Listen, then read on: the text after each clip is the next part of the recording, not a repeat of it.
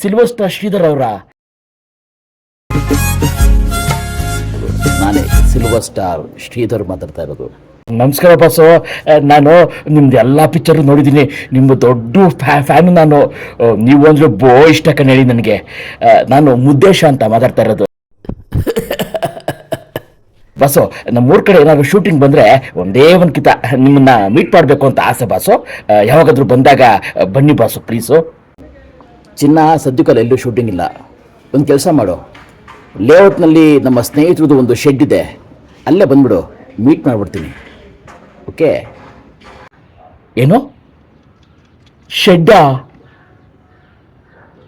ವೀಕ್ಷಕರೇ, ಲೇಔಟ್ನ ಶೆಡ್ನಲ್ಲಿ ನಡೆದ ಮುದ್ದೇಶನ ಮರ್ಡರ್ನ exclusive history.